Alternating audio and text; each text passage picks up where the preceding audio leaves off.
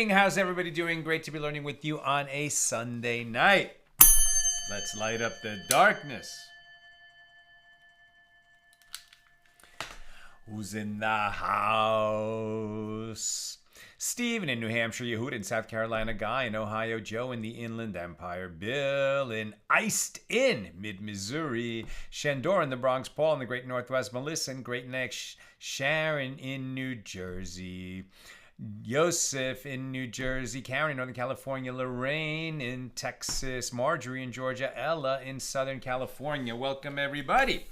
Our daf tonight is sponsored by Samuel Richardson in memory of his grandparents, Samuel and Lucille Hernandez. May their neshamas have a great aliyah in the great of souls. May their memories always be for a blessing. And Sam, may you and all your loved ones be showered in blessings. We say amen, and thank you for enabling us to share more Torah with more people around the world.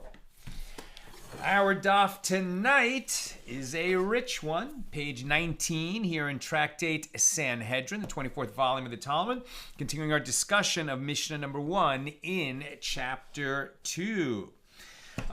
We've been talking about that although all Jews are equal before Jewish law, before Torah law, because the high priest and the king do have special obligations that only they have, they also have certain treatment before the law that is a little different than other people because of the honor of their position.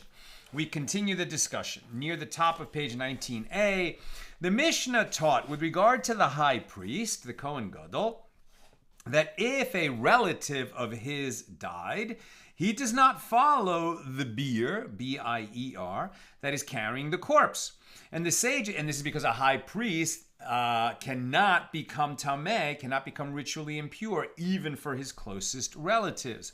The sages taught in a baraisa the verse concerning the high priest, which states, Leviticus 21:12, and from the temple he shall not emerge.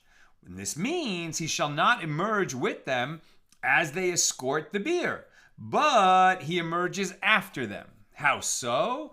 Once they are concealed from sight by turning onto another street, he is revealed on the street they departed, and when they are revealed, he is concealed. Meaning he has to keep a substantial distance between himself and the funeral procession of his close relative, lest in his emotion he become overwhelmed, he come close and touch the bier with the corpse on it, and then he would become tameh, which is something that's prohibited for a high priest to do.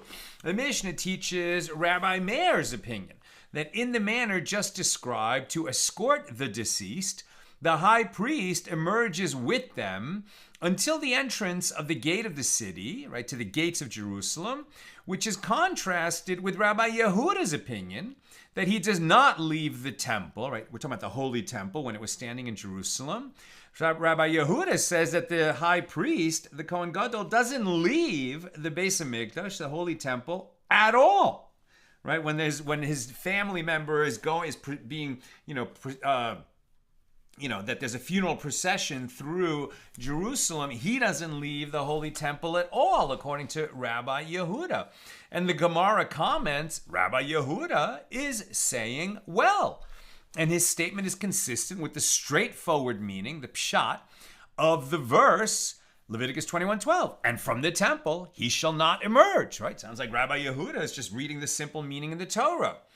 But Rabbi Meir could have said to you, if so, that you understand the verse so narrowly, Rabbi Yehuda, then the high priest should not go out to his house as well, but rather he should be required to stay in the holy temple all the days that he is the high priest. Does that make sense, that he cannot even go out to his house? So rather, this is what it is saying.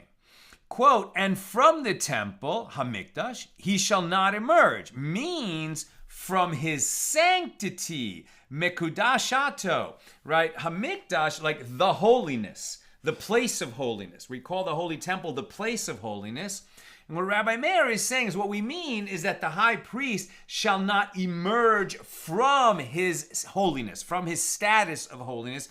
He must be so very, very careful never to become tameh and to somehow be removed from his state of holiness. And since he has a distinctive indicator in that he does not walk together with those accompanying the biur, he will not come to touch the biur and contract impurity. You have to give him a chance to mourn in some way, but because we've separated by him by such a large distance, right, like a whole block, like he can't even be in view of the biur, at least he's able to walk in the streets and knowing that the procession is going on at the same time, even if he can't actually see the biur, because we want him to not be in view of it. So at least he can leave the temple to do that, according to Rabbi Meir. And how would Rabbi Yehuda respond to this? Well, the Gemara explains there is still cause for concern that on account of his sorrow, due to the death of his loved one, perhaps it will happen that he comes and touches the biur. If he's out of the temple at all, and he's not supposed to be inside of the biur, but maybe something will go wrong and he will be inside of the biur and he'll be overwhelmed by his grief and he will go and touch it. So to protect him from that, we don't even let him leave the temple on the day of that funeral of his loved one, is what Rabbi Yehuda would say. Now, the Mishna taught, and when he consoles others in their mourning, right? So now we're not talking about he being the mourner and his loved one just died and others have to console him. What about when a high priest, let's say, is a friend or family member of somebody else who is bereaved, and he wants to offer consolation to them? Can a high priest console others? Sure. And when he consoles others when they are mourning, he does that when they return from the burial, right? Because he can't go to the cemetery since he's a high priest. But when they return from the burial, he can console them. And how does this work? Well, the way of all the people is that they pass by one after another, and the mourners stand in a line and are consoled. And the appointed person stands in the middle between him and the people. So the sages taught in a baraisa in a more detailed manner. When the Kohen Gadol passes by in the line to console others, right? So the normal case is the mourners are standing in one place, and all the people who come to console them walk past the mourners in a line, right? And when they get to the mourner, they say, may you be consoled. What we say today is, may the Holy One console you among the mourners of Zion and Jerusalem. So the formula maybe has changed a little bit, but the simple expression of consolation. And you don't want to say too much because there's a line of people waiting to console the mourner. So that's how it's normally done. And what we're learning here is, okay, so the high priest joins the line and walks past the mourner and says the same idea. He consoles them like the other people do.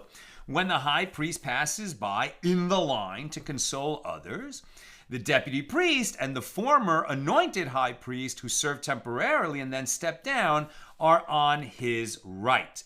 So he's still given the honor of the high priest in that he is accompanied by very important officials. And who are they? The deputy high priest, right? So there's always a deputy Kohen Gadol, who in case a Kohen Gadol, let's say on Yom Kippur, becomes ill, there's a deputy Kohen Gadol who's ready to step in and perform the duties of the Kohen Gadol, because on Yom Kippur or any other day, the Kohen Gadol has certain obligations on behalf of the nation, and if he can't perform them, somebody has to be ready to step in. And who is this other guy? The appointed high priest. Well, this is a former deputy Kohen Gadol who, when the Kohen Gadol became ill, that guy stepped in and he became the Kohen Gadol, and he served for one day or weeks or months or however much time until the Kohen Gadol was able to assume his duties again. Now, the one who assumed the duties of the Kohen Gadol, right, he was the deputy high priest. He became the high priest when there was a need. Now the original high priest is back. So this guy who was the temporary high priest, does he become the deputy high priest again? No, because in matters of sanctity, we only go up and we don't go down. So a deputy high priest who became a high priest, even if only for a few minutes, cannot become a deputy high priest again. Instead, he is called the appointed high priest. He was appointed as the high priest for a time. He's no longer the high priest because the high priest is back, but he doesn't go back to being a deputy high priest either. He is one that has this status that he's been a high priest and isn't the official high priest now, but he's higher than a deputy high priest, right? And so these are the people who will accompany the high priest when he goes to console mourners. So he still has the honor of his office is apparent to everybody. And they are on his right. And the head of the patrilineal family appointed over the priestly watch, performing the sacrificial rites that day in the temple, and the mourners and all the people are on his left. Okay, and so in other words, he keeps all the people on his left, and this includes other important officials, namely the Kohanic family, right? So when the temple was standing in Jerusalem, by then there were many families, descendants of Aaron, Moses' brother.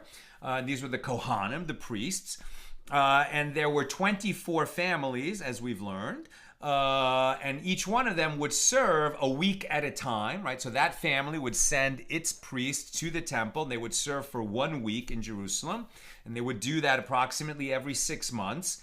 But all of them would be serving, right? All the Kohanim, all the priests would be on duty, let's say during Passover, when there were so many people bringing offerings that all hands on deck, so to speak. Okay, but in a normal week, there's just the one family of Kohanim who are serving in the Holy Temple, and the head of that family, the paterfamilias, as it were, he would stand alongside the high priest at various times during the day, and especially when in his official capacity he's consoling mourners. And when he, the high priest, is standing in the line among the other mourners, and is consoled by others. Okay, so now he's the one who lost a loved one. He is bereaved, so he's standing among the mourners, and others are walking by him to console him. So the deputy high priest is on his right, and the head of the patrilineal family and all the people are on his left. Now, the Gemara infers from this, but the previously anointed one, right, the one who is temporarily the high priest, does not come before him. And what is the reason? The high priest will become distraught. He will think that this one who was temporarily the high priest, he is happy about me in my bereaved state. Like that guy's jealous of me. He wants to get my job again. He had a taste of being the high priest. He wants it to happen again. And learn from it that the way of consoling in a line is that the mourners stand and all the people pass by and console them. And learn from it that the custom is that the mourners stand to the left of the consolers. The sages taught in a baraisa. Initially, the mourners would stand, and all the people would pass by one after another and console them. And there were two families in Jerusalem who would fight with each other.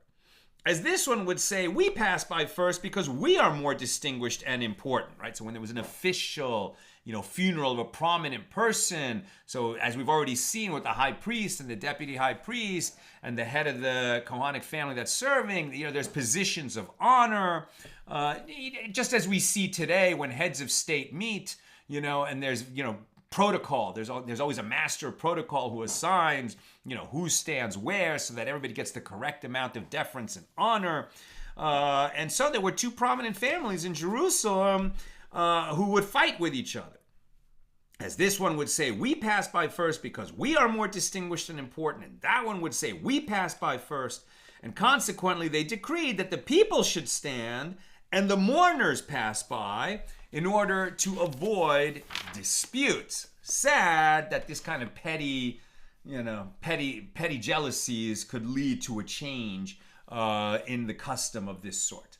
The Gemara now presents a mnemonic for the following discussion: returned and walk and converse. Right, so this would help you memorize the Gemara if you were memorizing all of it. Rami Bar Abba says that Rabbi Yosef returned the matter to its former custom in Sippori, right, that the mourners stand and the consolers pass by them. And Rami Bar Abba says that Rabbi Yosef instituted an ordinance in Sippori that a woman should not walk in the market and have her son following behind her. right? So formerly it was the way, again, giving honor to the parents, right? This is one of the 10 commandments, honor your parents. And so a mother who's walking with a small child, the small child would trail behind her. And Rabbi Yosei said, no more of that. No more of that. When a woman is walking in the market, her small child should walk in front of her, not behind her. Why? Because of an incident that happened.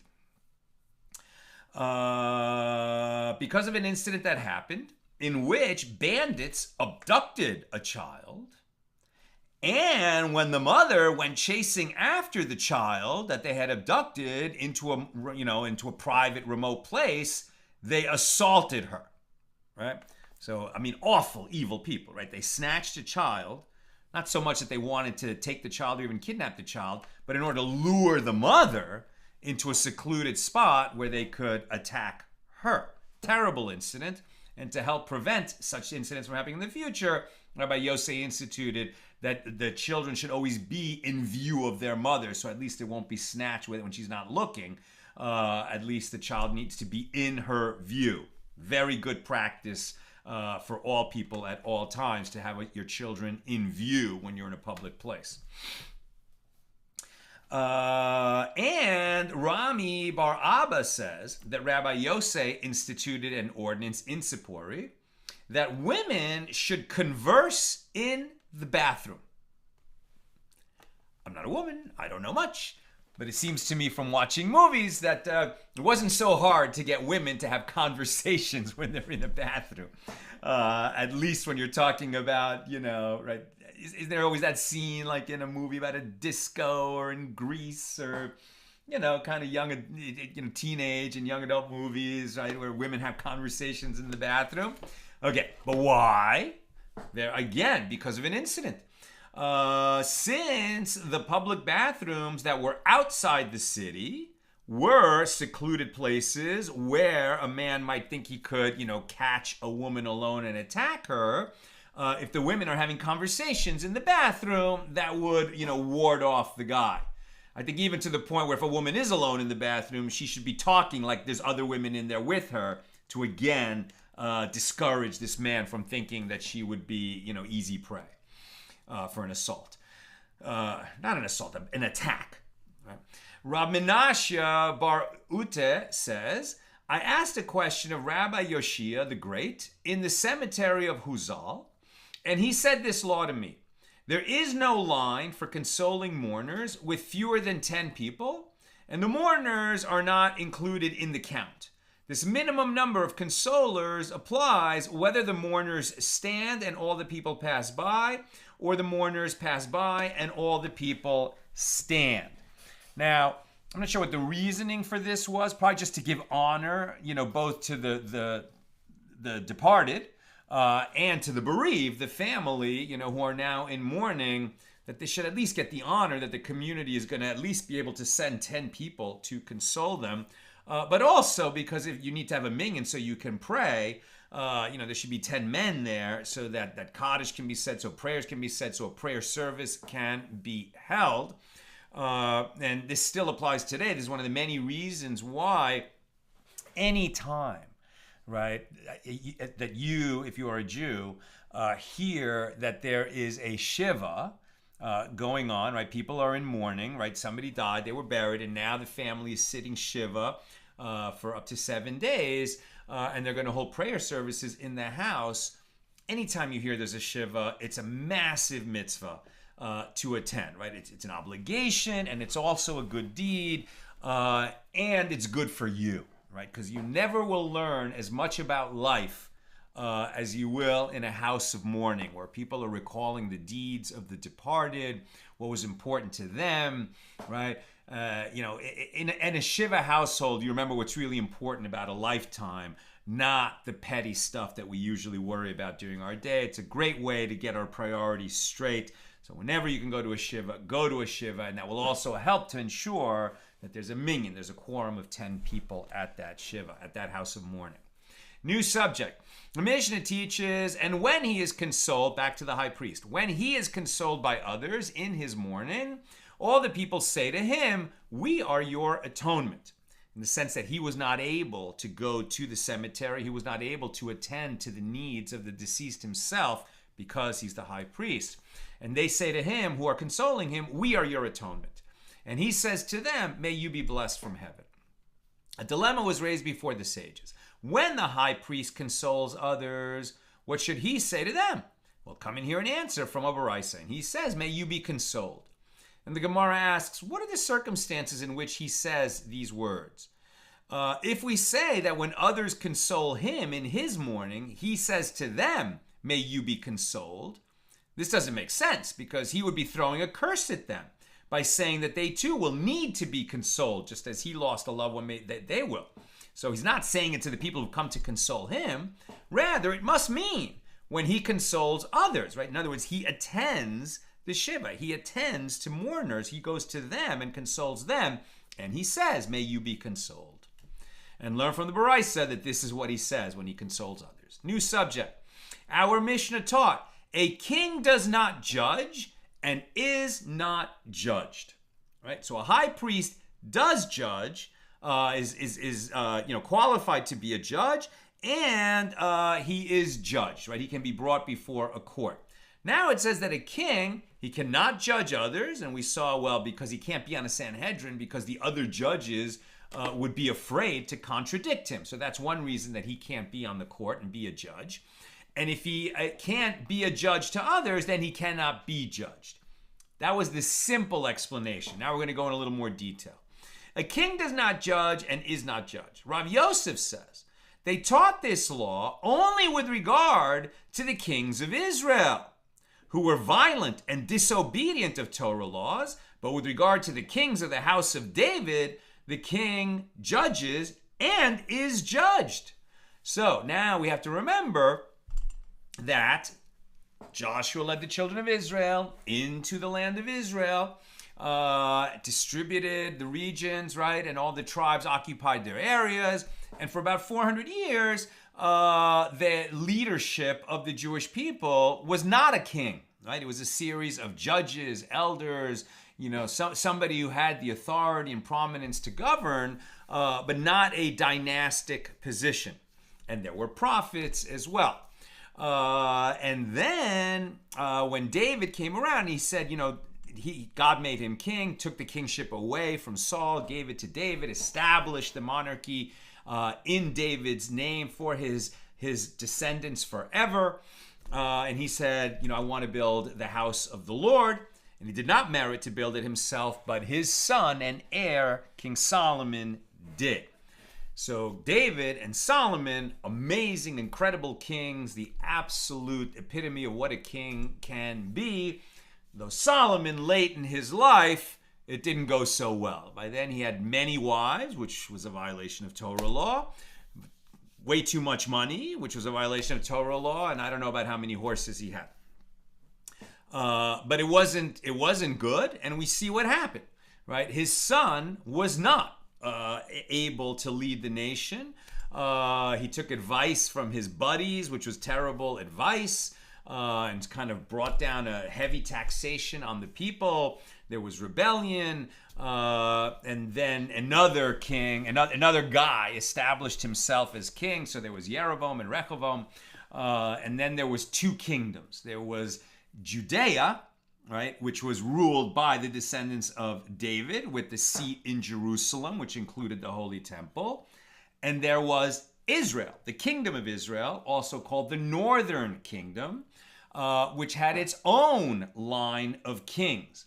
And those kings, because they were basically in rebellion to the king ordained by God and appointed, by God through the prophet, first Samuel and then later Nathan, the prophet, those were the ordained kings, right? And so the northern kingdom was led by these other kings who were not legitimate to begin with. And although they were more or less, following Torah law up there, it really became less and less because these kings, to consolidate their power, didn't want the Jews from the northern kingdom going down to Jerusalem for the pilgrimages, because that would somehow, infringe on the power of these upstart kings in the northern kingdom. And so they set up their own place for the people to bring offerings, which was totally prohibited and idolatrous. And these kings who were not following Torah law did not last. Ultimately, they were conquered by the Assyrians, Sennacherib, I don't know how you pronounce that exactly. But the northern kingdom fell. All the tribes that were up there were scattered out into the Assyrian kingdom, and those are the lost tribes of Israel. But during the time that they did rule, we have here this halacha that those are the kings that did not judge or get judged because they were dangerous. They were dangerous, non-law-abiding kings, and if we tried to judge them and make them submit to Torah law, then the sages who tried to bring them before that tribunal would end up getting murdered by those kings. And that's why those kings don't judge or get judged. It's not a compliment to them at all. Whereas the kings of Judea, right, the descendants of David and Solomon, and ultimately they were, after they went out and they were usurped by others, and then eventually in the Hanukkah story, right, we have the Hasmonean kings, who are certainly not descendants of David and Solomon because they were Kohanim. They were descendants of Levi. They should not have assumed the crown. They did. We're going to hear a story about that. But what we're learning now, right, is that the wicked kings of the north, no, they didn't judge or get judged. But the more legitimate kings in Judea did judge and get judged. But with regard to the kings of the house of David, the king judges and is judged. As it is written, Jeremiah 21:12, O house of David, so says the Lord, execute justice in the morning. If they do not judge him, how can he judge? But isn't it written, gather yourselves together, yea, gather together, hit kosheshu v'koshu. It's from Zephaniah 2:1. And Reish Lakish says this verse teaches a moral principle. Adorn yourself first and then adorn others. Right? In other words, fix your own house before you go fix other people's. But if you're going to stand as a judge, you have to be, before you can be judged, you have to be one who judges others. And if you are one who judges others, you will be judged. Right? Those things go together. Since it is understood from the verse in Jeremiah that kings from the Davidic dynasty can judge others, it is implicit that they can also be judged. And the Gemara asks, what is the reason that others do not judge the kings of Israel, the northern kingdom? It is because of an incident that happened as the slave of Yanai the king killed a person. And Shimon ben Shattach said to the sages, put your eyes on him and let us judge him. They sent word to Yanai, your slave killed a person. Yanai sent the slave to them. They sent word to Yanai, you also come here. As the verse states, with regard to an ox that gored a person to death, he should be testified against with his owner. And the Torah stated the owner of the ox should come and stand over his ox. So just as an ox that gores and kills someone, its owner has to stand there while the ox is being judged. So too, the owner of a slave, if the slave went and committed murder, the owner of the slave has to stand there and be judged at the same time. And if it was a slave of the king should come.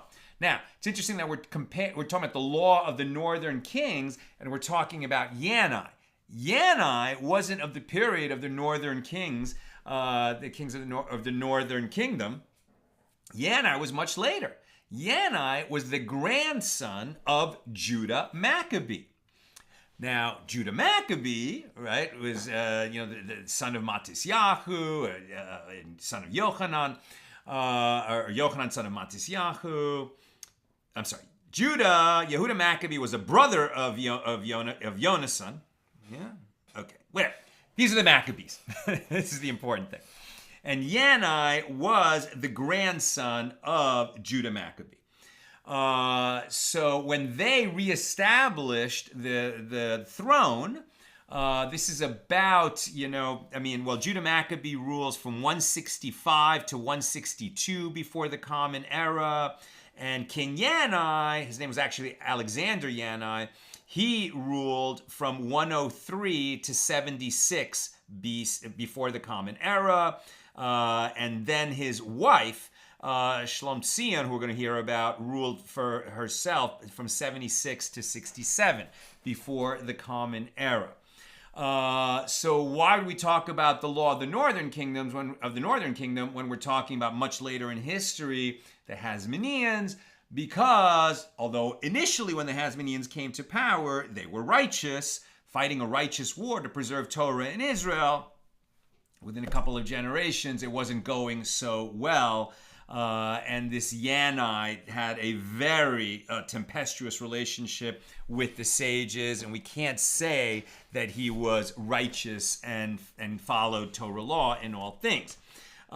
In fact, what are we doing on time? Well, I'm not going to get into too much background, but enough to say that Yanai the king, his wife, the queen, was the sister of the Nasi, the head of the Sanhedrin, Shimon ben Shattach. And Shimon ben Shattach tried through his sister, to have a good influence on the crown and direct them toward Torah, toward Torah law. But Yanai was a little bit too influenced by the Sadducees, who were kind of the opponents of the Pharisees. The Pharisees were the sages. The Sadducees were the ones who said, yeah, we only hold by the written Torah. We don't hold by the oral tradition. And really this was a power play, because if they don't hold by the oral tradition, then they have the power and they don't have to listen to the sages and the Sanhedrin, etc. So it wasn't like they were really, coming from a place of adherence to God and to the written Torah. It was more of a political thing. The sages were very much coming from, we need to follow God's law as it's been handed down to us through this unbroken tradition that began it with Moses at Mount Sinai. So Yanai opposed them under that influence. At times he worked with the sages, but often he was opposed to them. And on his deathbed, he said, I was wrong, right? And he told his wife, the queen, who would then rule after him, listen to your brother, do what the sages say, I was wrong, right? So that was the nature of this relationship. And let's keep reading. Okay, so the Gemara continues to narrate this incident with Yanai.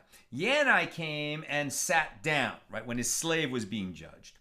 Shimon ben Shattach, right, the head of the Sanhedrin and King Yanai's brother-in-law, said to him, Yanai the king, stand on your feet, and witnesses will testify against you, because you're the owner of the slave who committed murder. And it is not before us that you are standing. We're not making you stand before us to give us honor. But it is before the one who spoke and the world came into being that you are standing. You're standing before God. As it is stated, Deuteronomy 19:17, then both the people between whom the controversy is shall stand before the Lord, before the priests and the judges that shall be in those days. We're asking you to stand, but you're standing before the Lord to be judged, not by us. Yanai the king said to Shimon ben Shattach, I will not stand when you alone say this to me, but according to what your colleagues say. And if the whole court tells me to stand, then I will stand. Now our 19b. Well, Shimon ben Shattach turned to his right, and the judges forced their faces to the ground out of fear of the king, and they said nothing. And Shimon ben Shattach turned to his left, and the judges that were next to him also kept their faces turned toward the ground and said nothing. Shimon ben Shattach said to these other judges who were on both sides of him, to all of them, you are masters of thoughts, meaning you're not speaking when you should be speaking. You're masters of thought. May the master of thoughts, meaning God, come and punish you. Immediately, the angel Gabriel, came and struck those judges to the ground, and they died. Right? Shimon ben Shattach was so holy and pious that when he cursed the others for not doing their duty as members of the Sanhedrin, the curse operated immediately, and they all died. At that moment, when they, meaning the sages, saw that the Sanhedrin does not have power to force the king to heed its instructions, because all the judges were so afraid of him, the sages said, a king does not judge others, and others do not judge him. and he does not testify, and others do not testify concerning him, due to the danger of the matter. So in other words, this was a policy decision to save life, but it was not what we would have preferred according to Torah law. Now, the Mishnah teaches that the king does not perform, back to our Mishnah, the king does not perform halitza with his brother's widow, right? So a king, not only does he not perform yibum, levirate marriage with his brother's widow, but he doesn't even perform the ceremony of halitza to release her to go marry someone else. There's neither yibum nor halitza possible or appropriate when a king is the surviving brother. And the king's brother does not perform halitza with the king's wife, the king's widow, when the king dies. And Rabbi Yehuda says that he may do so if he wishes. And the Gemara challenges Rabbi Yehuda, is that so? But doesn't Rav Ashi say, even according to the one who says that with regard to a Nasi, the head of the Sanhedrin, who relinquished the honor due to him, his honor is relinquished. Nevertheless, with regard to a king who relinquished the honor due to him, his honor is not relinquished. Right? In other words, a king who wants to be humble can't say, you know what, don't give me any special treatment. It's not permitted for a king to do that because God made him the king, and the honor due to the throne, due to the royalty to the king of Israel or of Judea, that honor still has to be accorded to the king because of his office, even if he would prefer to be humble. How do we know? As it is stated, Deuteronomy 17:15, you shall set a king over you, meaning that his fear should be upon you. The preservation of a king's honor is mandated by the Torah. How could Rabbi Yehuda allow him to waive it? And the Gemara answers, well, a mitzvah is different. A king is not disgraced if he relinquishes his honor in order to perform a mitzvah. Nevertheless, that is the minority view of Rabbi Yehuda, and we don't follow it. The Mishnah teaches, and no one may marry the king's widow.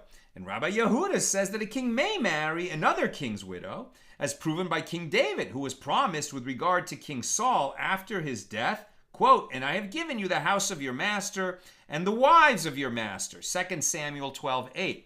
So it is taught in a Baraisa, the sages said to Rabbi Yehuda, the meaning of the verse is not that David married Saul's widow, but rather that he married women appropriate for him from the house of the king. And who are they? Meirav and Michal, the daughters of Shaul, the daughters of King Saul. That's who David married, but he didn't marry the widow of King Saul. The Gemara relates a discussion about David's marriage to Meirav and Michal from a Baraisa. Rabbi Yosef's students asked him, how did David marry two sisters while they were both alive? The Torah says you cannot marry a woman and her sister. You can marry, if you're married to a woman and then she dies, then you can marry her sister. That is permitted. Although a woman cannot marry the brother of her husband even after her husband dies, except in a yibum situation. But a man can marry his wife's sister after his wife dies. But while his wife is alive, even if he has divorced his wife, he may not marry her sister. So how is it possible that David married two sisters? You could also ask, how is it possible that Jacob married Rachel and Leah? And there the answer would be, well, that was before the Torah was given. But about David, did he really marry two sisters? How did David marry two sisters while they were both alive? And Rabbi Yosef said to them, he married Michal only after the death of Meirav, which is permitted. Rabbi Yehoshua ben Korcha says a different explanation. His betrothal to Meirav was in error and therefore void from the outset. And so Michal was permitted to him. This is as it is stated in the words of King David to Saul's son Ishbosheth. When David said, deliver to me, my wife, Michal, whom I betrothed to me for 100 foreskins of the Philistines. Right? In other words, David said to King Saul, I'll go out and fight your battles for you. Right? David was the most distinguished military leader. And I'll win an important battle that you need won against the Philistines, and my reward will be your daughter's hand in marriage. Michal. The Gemara asks, what is the biblical derivation here? How does Rabbi Yehoshua ben Korcha learn from this verse that King David's betrothal to Meirav, the other sister, was in error. Right? So what he's saying is, well, he might have been betrothed to Meirav, but it was an error, meaning he never really was betrothed to her, and that's why he was permitted to marry Michal. So Rav Papa says, in the verse, David indicates, Michal is my wife, but Meirav is not my wife. So the Gemara asks, what caused the betrothal between David and Meirav to be a mistaken betrothal? As it is written about Israel's war against the Philistines and Goliath, quote, and it shall be that the man who kills him, Goliath, the king will enrich him with great riches and will give him his daughter and make his father's house free in Israel. Right? Saul needed a champion to fight Goliath when everybody else said, no way, that guy's huge. And in one-on-one combat, nobody has a chance. Who stepped up? David the shepherd, not terribly tall, not terribly imposing looking at all, but he had that sling. Okay. So that was the deal, that anyone who can defeat this man is going to be enriched and marry the king's daughter. So David went and killed Goliath. King Saul said to him, you have a loan in my possession, meaning I owe you the great wealth that I promised. Though David had not given him any actual monetary loan, right? Saul owed the money that he promised, this reward, to David. Since he hasn't paid it yet, it's as if David was lending money to Saul and he was awaiting that payment. Why does that matter? And the law is that with regard to one who betroths a woman by forgiving a loan, she is not betrothed.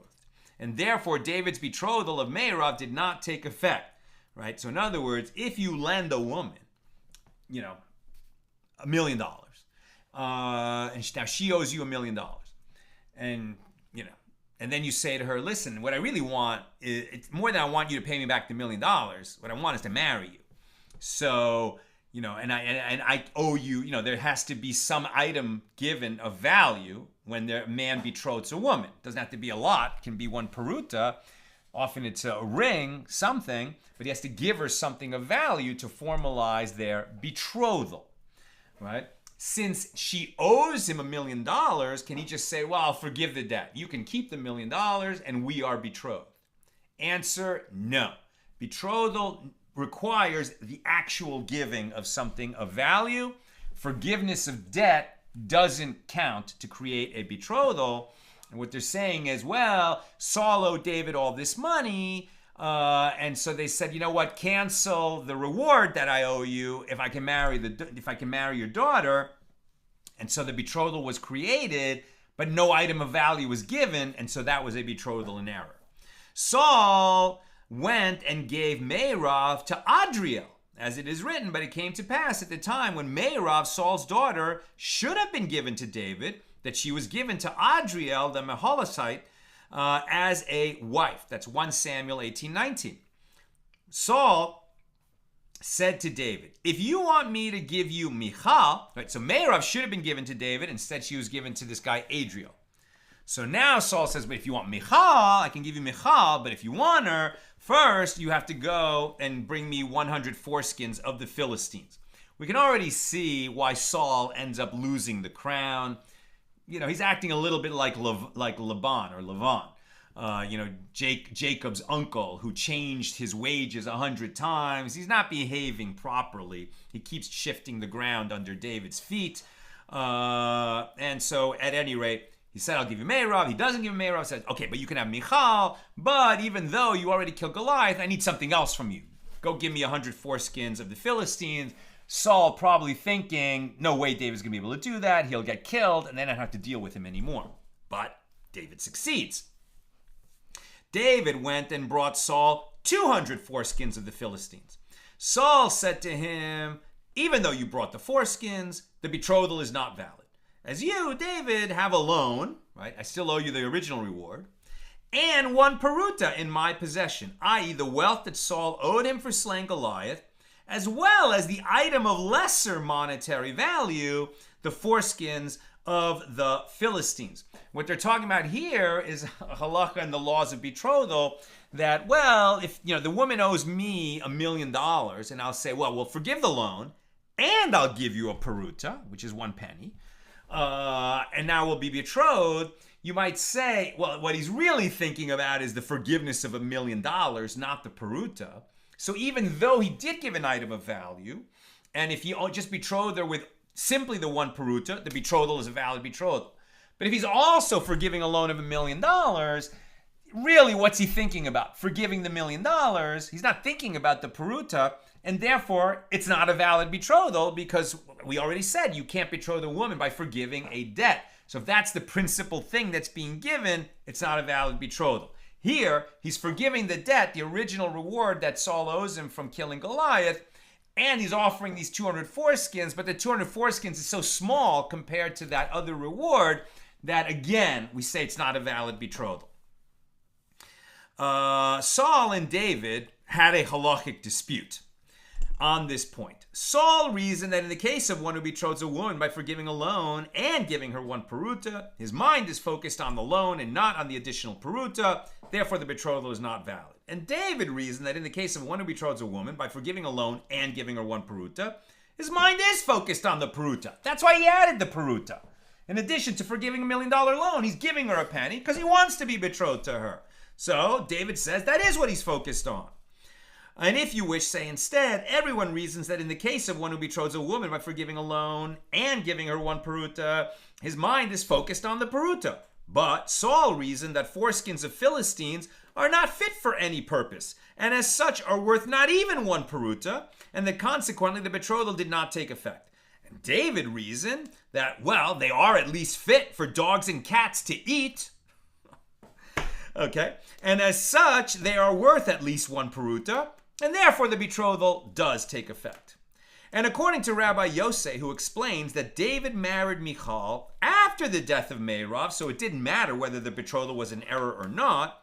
So with regard to this verse, when David said, "Deliver to me my wife Michal," what does Rabbi Yosei derive from this verse? And the Gemara answers, Rabbi Yosei conforms to his standard line of reasoning as it is taught in a Baraisa. Rabbi Yosei would derive meaning from mixed verses that seem contradictory. So it is written, "But the king took the 2 sons of Rizpah, the daughter of Aiah, whom she bore unto Saul, Armoni and Mephibosheth, and the 5 sons of Michal, the daughter of Saul, whom she bore to Adriel, son of Barzillai, the Mecholasite." 2 Samuel 21:8. But did Saul give Michal to Adriel? Didn't we learn that Meirav went to Adriel, right? But didn't he give Michal to Palti ben Layish? Palti, the son of Layish. As it is written, 1 Samuel 25:44. Now Saul had given Michal, his daughter, David's wife, to Palti ben Layish. Okay? In other words, the way this is written in 1 Samuel 25:44 is that Michal was David's wife. She was properly and appropriately and legally betrothed to David. But Saul, who was very jealous of David and afraid that he would be deposed by David, was trying to, defeat David at every turn. And one of the ways that he did that is that his daughter that he didn't want married to his rival, this young upstart David, instead he gave her to this other, prominent man of the kingdom named Palti, the son of Layish. Now we're going to hear the story of Palti ben Layish. And our Rabbi Kalmanson, loves to tell this story. It's one of really the tremendous unsung heroes of the Bible. Most people are not familiar with the story of Palti ben Layish, but he's a tremendous hero. And he's often discussed at the same time that we talk about Joseph, who didn't want to and resisted the seductive efforts of Potiphar's wife, who was trying to seduce the young Joseph when he was a slave in her husband's household. And it took tremendous moral fortitude for Joseph to say no. And the moral fortitude of Palti ben Layish was even greater than Joseph's, as we shall learn. The Tosefta continues. Now, the first verse does not mean then that Michal married Adriel. Rather, the verse compares Meirav's betrothal to Adriel to Michal's betrothal to Palti. Just as Michal's betrothal to Palti was a transgression of Torah law, according to all opinions, since she was already married to David, so too Meirav's betrothal to Adriel was a transgression, since according to law, she was also betrothed to David. And the Gemara asks, and according to Rabbi Yehoshua ben Korcha as well, isn't it written, and the 5 sons of Michal, daughter of Saul, whom she bore to Adriel? And Rabbi Yehoshua ben Korcha would have said to you, understand it this way. And did Michal give birth to these children? But didn't Meirav give birth to them for Adriel? Rather, Meirav gave birth to these children, and then she died, and Michal raised them in her house. Therefore, the children were called by Michal's name, and this teaches you that with regard to anyone who raises an orphan in his house, the verse ascribes him merit as if he had given birth to that child. And the Gemara presents a mnemonic for the following discussion. Chanina called Yochanan and his wife, Elazar and redemption, and Shmuel in my studies. What does all this mean? It's a reminder. Rabbi Chanina says, proof for the aforementioned statement can be derived from here, from the book of Ruth, and the neighbors gave him a name, saying there is a son born to Naomi. And did Naomi give birth to the son? But didn't Ruth give birth to the son? Rather, Ruth gave birth, and Naomi raised him. Therefore, he was called by her name. A son is born to Naomi. Rabbi Yochanan proves this from a different verse, 1 Chronicles 4:18. And his wife, Hajah gave birth to Jared, the father of Gedor, and Heber, the father of Soko, and Jekusiel, the father of Zanoach. And these are the sons of Bisya, the daughter of Pharaoh, also called Basya usually, but here it's pronounced Bisya, whom Merid took. Merid is Caleb in the wilderness. And why was his name called Merid? Because he rebelled, Marad, against the council of the spies, in the incident of the spies who went to check out the land when they were sent by Moses, right? And who stayed true? Joshua and Caleb. The other 10 said, oh, the land is beautiful, but we'll never be able to conquer it. And the people panicked. God became very angry, and that's why the children of Israel spent 38 more years in the wilderness so that their children would enter the promised land, but not this rebellious and panicky generation. But who stayed true? Joshua and Caleb. So Caleb didn't join the rebellion of the spies. He rebelled against the rebels, so to speak. And did Bisya give birth to Moses? But didn't Yocheved? Wasn't she the mother of Moses? Rather, Yocheved gave birth to him, and Bisya, which you normally say Basya, but in 1 Chronicles she's called Bisya, Bisya raised him. Therefore, he was called by her name, although someone else had given birth to him. Rabbi Elazar says, proof for this idea that we give merit to somebody who raises somebody else's child as if he or she is the parent can be derived from here. Psalm 77 verse 16. You have with your arm redeemed your people, the children of Jacob and Joseph, Selah. And did Joseph sire all the children of Israel? But didn't Jacob sire? Right? Jacob was Israel. Jacob's name was changed to Israel. So the children of Israel are his sons, the 12 tribes. How can you say that that Joseph was somehow the father of his brothers? Rather, Jacob sired them. But Joseph sustained them financially during the famine that we just read about in this last week's Torah portion and this week's too. In last week's Torah portion the week before. So therefore, they were called by his name. All of Israel were called the children of Joseph. And in this week's Torah portion, the final Torah portion of the book of Genesis, right, we see that still in the land of Goshen, everyone is sustained because, Joseph is in charge of all of Egypt and he's making sure that they're taken care of. So it's like he's taking care of all the children of Israel. Rabbi Shmuel Bar Nachmani says that Rabbi Yonasan says, anyone who teaches another person's son Torah, the verse ascribes him credit as if he sired him, as it is stated. Now these are the generations of Aaron and Moses. And it is stated immediately afterward, and these are the names of the sons of Aaron. Nadav, the firstborn, and Avihu, Eleazar, and Itamar. But it does not mention the names of Moses' children. And this serves to say to you that Aaron sired his children, but Moses taught them Torah. Therefore, the children were also called by Moses' name. Now, the Gemara cites another derivation connected to child rearing. Therefore, so says the Lord to the house of Jacob, who redeemed Abraham. Jacob shall not now be ashamed, neither shall his face now wax pale. But where have we found any indication that Jacob, that he redeemed his grandfather Abraham?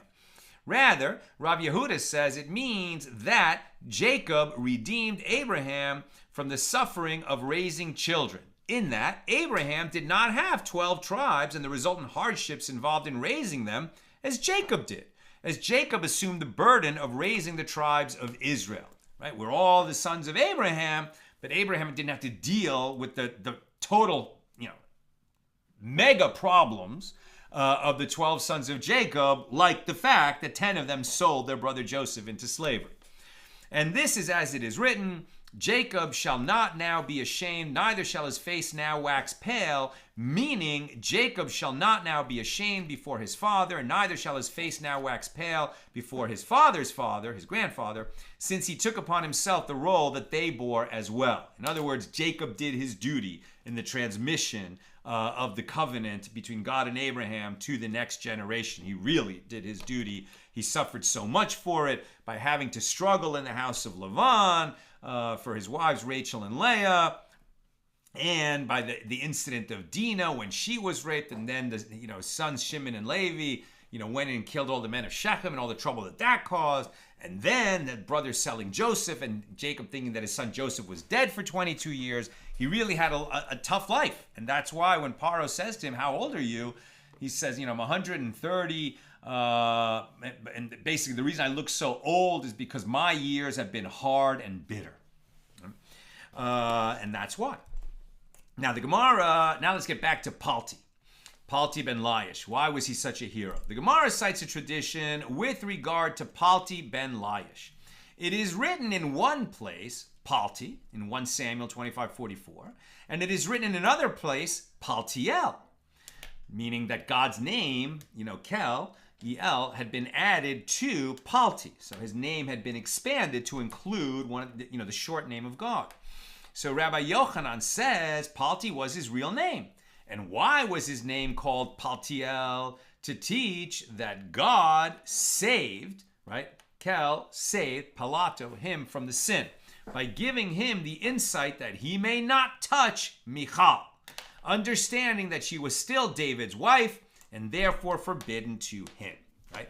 He knew that when the king, at that time Saul, said, "You're going to marry my daughter," right? Like, what's a bigger honor for a guy living in a kingdom than that the king says to him, "You're going to marry my daughter," right? The princess of the land. It's the hugest honor he could have. But he knew that it was not a proper marriage, that she was already betrothed to David. Saul, was angry at David, feared David, was trying to do everything he can to defeat David, including giving his promise, his betrothed, Michal, Saul's daughter, to this guy, Palti. And so the king said, "Marry her." Now, what could Palti do? He couldn't say no, because the king just told him to do that. Okay, so he goes through the charade of marrying this woman who belongs to David, and then they find themselves alone in their house on their wedding night. What does Palti do? He embedded a sword in the bed between him and her and said, "Anyone who engages in this matter, i.e. sexual intercourse, should be stabbed by this sword." Right? He said, "I'm not yours, you're not mine, we're not permitted to each other. We can't just tell the world that this is not a real marriage because, okay, your father's the king and he would kill me if we say that, but you and I know. And so this sword stays between us and we're never going to have relations with each other." And that is what happened. And that sword between them is a wonderful kind of mental image, mental symbol. If you have some kind of self-destructive behavior that you're trying to break free from, well, if Paltiel could do that, so could you. The Gemara challenges this, "But isn't it written, and her husband went with her, weeping as he went, and followed her to Bahurim?" 2 Samuel 3:16. And this is referring to Palti as Michal's husband. And the Gemara responds, this means that he became like a husband for her through his affection and concern for her. They became close friends. He cared for her.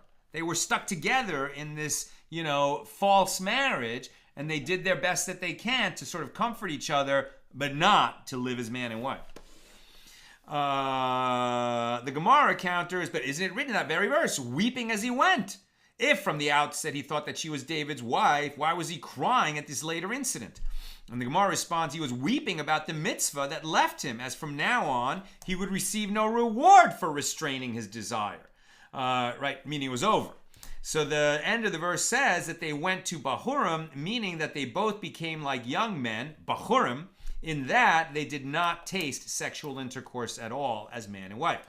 So Rabbi Yochanan says Joseph's power is the humility of Boaz, as Joseph is praised for showing strength with regard to an accomplishment that was insignificant for Boaz. Meaning Joseph didn't sleep with Potiphar's wife. And likewise, Boaz's power is the humility of Palti ben Layish, as Palti's capacity for restraint was even greater. When was Boaz? Well, let's learn.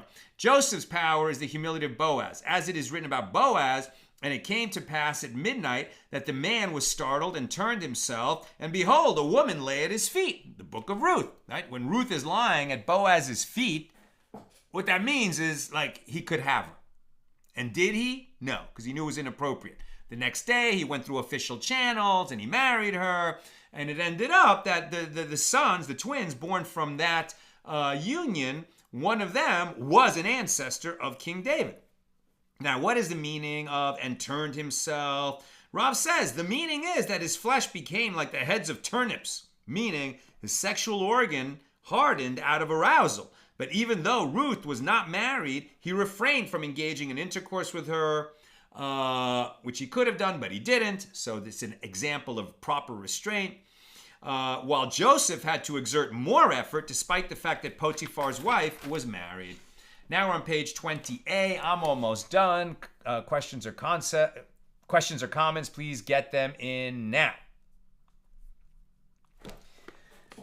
Boaz's power is the humility of Palti ben Layish, as we said, for he conquered his desire not only for one night as Boaz did, but for many nights. Imagine living with a woman that you really care about, where the whole kingdom thinks you're married and thinks that you're having relations with each other, but you restrain yourself and you never cross that line marked by the sword in the bed.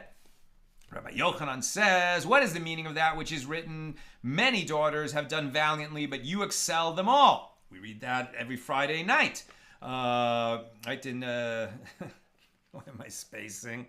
A woman of valor. Right? Many daughters have done valiantly. This is a reference to Joseph and Boaz. But you excel them all. This is a reference to Palti ben Layish, who exceeded Joseph and Boaz in restraint, as discussed above. Rabbi Shmuel bar Nachman says that Rabbi Yonasan says, what Ashes Heil, that's the word I was looking for in Hebrew, a woman of valor, that we say on Friday nights. Very interesting. Normally, what we think we're talking about women when we're talking about, but you can also apply the teachings in that reading from Proverbs that we normally say to praise our wives about men who have conducted themselves properly when faced with great temptation. Rabbi Shmuel bar Nachman says that Rabbi Yonasan says, what is the meaning of that which is written? Grace is deceitful and beauty is vain, but a woman who fears the Lord, she shall be praised. That's the end of Ashes Heil. Grace is deceitful. This is a reference to Joseph. And beauty is vain. This is a reference to Boaz. Who fears the Lord, she shall be praised. This is a reference to Palti ben Layish, who did not sin with Michal. Although the behavior of Joseph and Boaz is commendable, it is deceitful and vain relative to that of Palti ben Layish. He really had the supreme test. Alternatively, grace is deceitful. This is a reference to the generation of Moses. And beauty is vain. This is a reference to the generation of Joshua. Who fears the Lord, she shall be praised. This is a reference to the generation of Chizkiyahu. Of Hizkiah, of King Hizkiah. Although the studying of Torah during the generations of Moses and Joshua was commendable. In fact, was at the highest level because they were studying with Moses, who got it from God, and then with Joshua, who got it straight from Moses. So it was at the highest level. Nevertheless, somehow it's even much greater praise, the Torah study in the generation of Hezekiah. Why? Because people who studied Torah in the generation of Hezekiah, they were studying assiduously despite the suffering caused by war and foreign rule. In other words, when people are studying Torah, where they're risking their lives to do it, they get tremendous merit for that, right? We just heard a story in Shul yesterday about the Kloisenberger Rebbe and another Jew, I can't remember who it was, but who were learning Torah just by talking. They didn't have any books, obviously, but they studied every day in Auschwitz. And they felt like their Torah study was part of the reason that they survived, and then they kept up their study partnership for 45 years after the war. So tremendous merit, right, when you're studying and risking your life in order to do it. And alternatively, grace is deceitful. This is a reference to the generation of Moses and Joshua, and beauty is vain. This is a reference to the generation of Hezekiah. Who fears the Lord, she shall be praised. This is a reference to the generation of Rabbi Yehuda, the son of Rabbi Eli, who lived after the decrees of Hadrian, when the people were impoverished and oppressed. And it was said about Rabbi Yehuda, the son of Rabbi Eli, that 6 of his students would cover themselves with one garment due to their poverty, but nevertheless, they engaged in Torah study.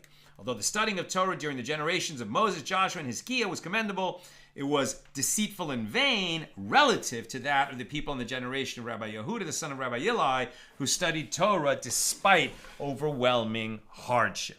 That's what I've got for us today. I know I ran long.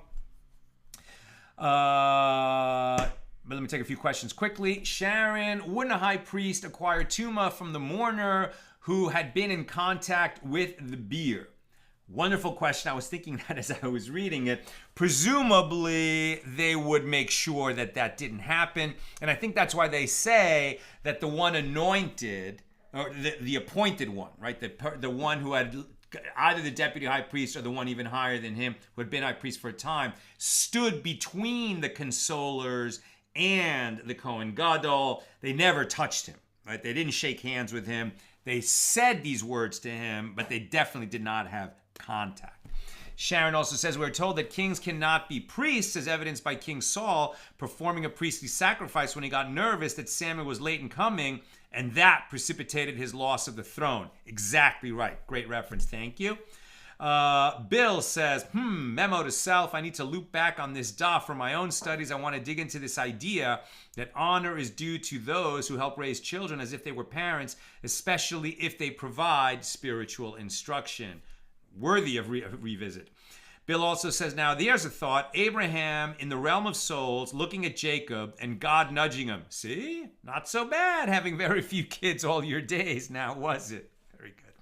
And Sam, who dedicated today's class to his grandparents, Samuel and Lucille Hernandez, says, as a teacher in general and a tutor of bar mitzvah students in particular, I can attest to the very real feeling and attribution by others of having a part in fulfilling of the commandment to multiply one's self. In other words, it's as if you're having children when you're helping, other people's children to grow in their Torah knowledge and otherwise, inspire, mentor, and take care of them. That's what I've got for us today. And with God's help, we'll be together again tomorrow, Monday at the regular time, 6 p.m. Pacific. Have a wonderful